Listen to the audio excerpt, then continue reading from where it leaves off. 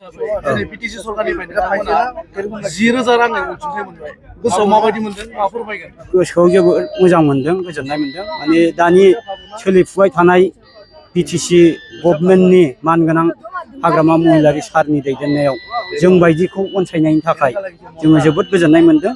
आरो सारा जेसेबांनाखि बेहाय बड'लेण्डआव सिट बा सरकार सालायबाय थागोन, बे सालायबाय थानाय समसिमाव जों बायदिखौ अनसायलांबाय थागोन होननानै मिजिंथिनानै आङो सारखौ जोबोद धन्यबाद होनानै आं बेखिनियावनो फोजोबबाय।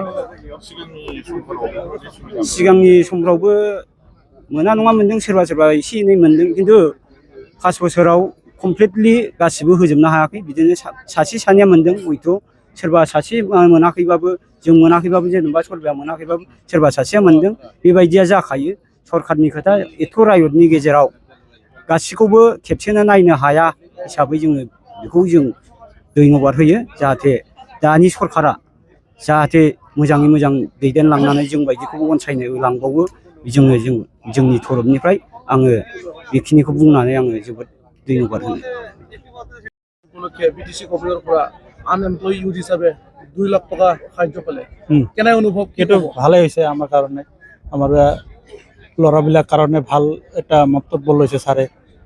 এইটো কাৰণে আমি বিৰাট সুখী হৈছোঁ, এইটো যে কৰিছে আমাৰ কাৰণে ছাৰে।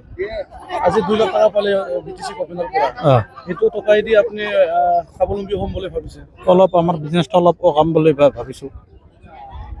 কি বিজনেছ কৰে? আমি অলপ সৰু হ'লচেল কৰোঁ আৰু কি, মেডিচিনৰ।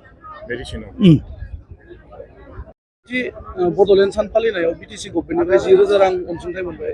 माबायदि मोनदों? मा फोरमायगोन? सिगाङावनो मिडिया नोंथांनिसिम खुलुमनाय जासिबाय। माने गोसोआव जोबोद मोजां मोनदों। जोंनो नोरजिया सुबुं हिसाबै जों रां खामायनायाव बहुद प्रब्लेम जायो। दा जों बे 10,000 रां अनसुंथाइ मोननायनि गेजेरजों जों एसेबाबो हेफाजाब जागोन। जेनेबा आंहाथ' दखानबो दंखायो नालाय, आं दखानाव माल सोदेरनो हागोन आरो। गोसोआव जोबोद थुलुंगानाय मोनदों, मोजां मोनदों। आं सिडली खल'बारिनिफ्राय বিনোদ মুসাহারি। মনটা ভালো লাগছে এখন, একদম পাগলি নেই আমার মেয়েটা, একদম পাগলি, কান দিয়ে থাকে, খালি বেড়ায় থাকে, ঘরেও না থাকে। ঘরে সিটকারিতে রাখলাম, তাও রাখতে পারি নাই, নিয়ে আসি নাই, থুয়ে এইসব করছে।